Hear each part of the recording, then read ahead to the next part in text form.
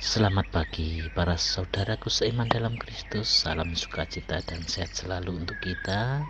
Marilah kita siapkan hati dan pikiran kita untuk mendengarkan firman Tuhan. Tuhan beserta kita sekarang dan selama-lamanya. Inilah Injil Yesus Kristus menurut Matius bab 13 ayat 31 sampai 35. Perumpamaan tentang biji sawi dan ragi. Dimuliakanlah Tuhan. Yesus membentangkan suatu perumpamaan lain lagi kepada mereka, katanya, hal kerajaan surga itu seumpama biji sesawi yang diambil dan ditaburkan orang di ladangnya. Memang biji itu yang paling kecil dari segala jenis benih, tetapi apabila sudah tumbuh, sesawi itu lebih besar daripada sayuran yang lain, bahkan menjadi pohon, sehingga burung-burung di udara datang bersarang pada cabang-cabangnya. Dan ia menceritakan perumpamaan ini juga kepada mereka. Hal kerajaan surga itu seumpama ragi yang diambil seorang perempuan dan diadukkan ke dalam tepung terigu 3 sukat sampai kamir seluruhnya. Semuanya itu disampaikan Yesus kepada orang banyak dalam perumpamaan, dan tanpa perumpamaan suatu pun tidak disampaikannya kepada mereka, supaya genaplah firman yang disampaikan oleh Nabi, aku mau membuka mulutku mengatakan perumpamaan, aku mau mengucapkan hal yang tersembunyi sejak dunia dijadikan. Demikianlah sabda Tuhan, terpujilah Kristus. Selamat pagi para sahabatku, sahabat suara hati, rekan muda, para setelamarian, dan pendengar dimanapun Anda berada. Melalui bacaan Injil hari ini, bagaimana Yesus menggambarkan tentang kerajaan surga seumpama biji sesawi. Biji ini sangat kecil, diameternya saja kurang dari setengah milimeter.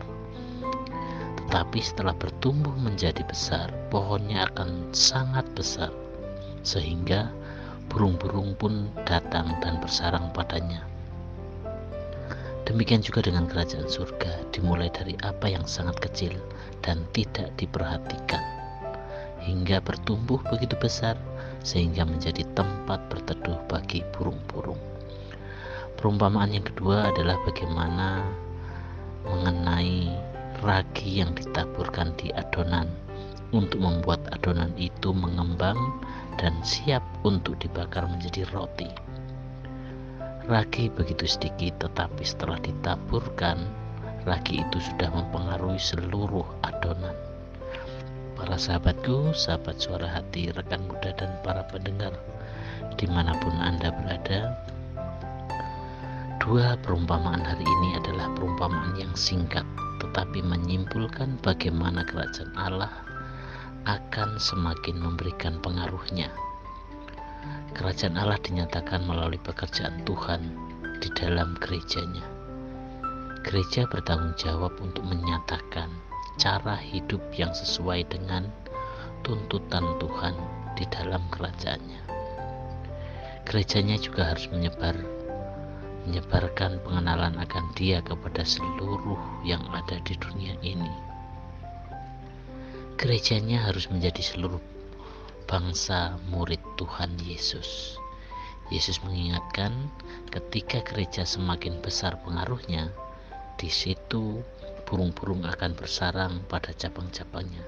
Di situ utusan si jahat akan datang dan mengacaukan gereja. Semakin besar, semakin tidak tersarang siapa yang ada di dalam gereja. Dan karena itu, kedatangan iblis yang akan mengacaukan gereja Tuhan pun sulit untuk dideteksinya. Kiranya kita semua siap sedia ketika Tuhan mengizinkan gerejanya bertambah besar, siap sedia untuk menghadapi tantangan yang semakin berat. Mungkin tantangan itu berupa godaan untuk menyelewengkan uang yang demikian banyak, Mungkin tantangan itu berupa perpecahan di antara anggota di dalamnya. Mungkin tantangan itu adalah ajaran yang sesat, atau mungkin juga tantangan itu adalah kelesuan secara spiritual di dalam diri jemaat gereja.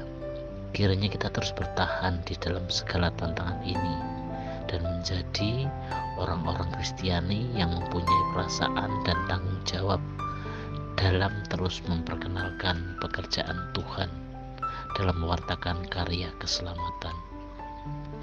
Para sahabatku, sahabat Suara Hati, rekan muda dan para pendengar dimanapun Anda berada, Tuhan memberikan pertumbuhan kepada gereja sebagai cara menyatakan kerajaan surga di bumi ini.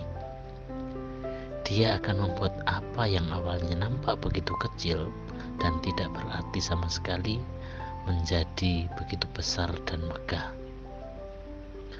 Tetapi jangan lupa bahwa ketika pekerjaan Tuhan telah menjadi besar dan megah, akan datang banyak orang-orang yang mau mengambil keuntungan, yang pura-pura masuk melayani, tetapi sebenarnya hanya menginginkan keuntungan pribadi saja.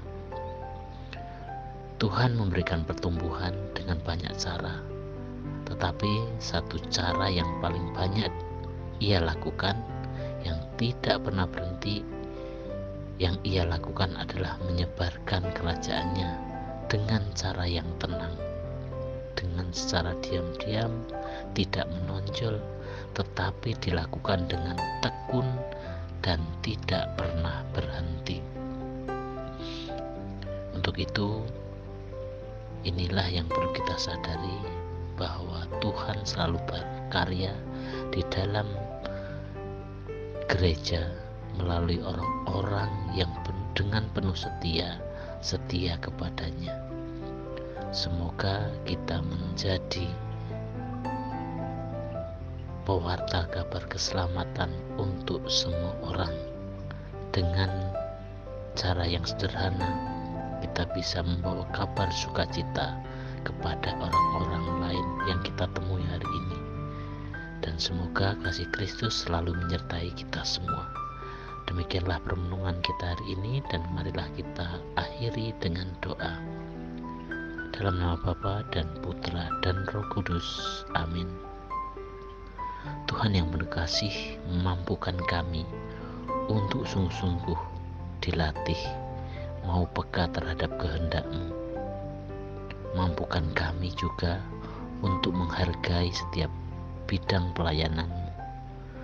Biarlah kami melayani-Mu dengan giat, dengan tekun, meskipun di dalam bidang-bidang yang remeh dan hina.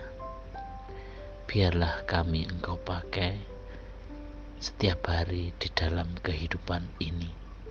Doa ini kami serahkan kepada-Mu Tuhan dengan perantaraan Kristus Tuhan kami.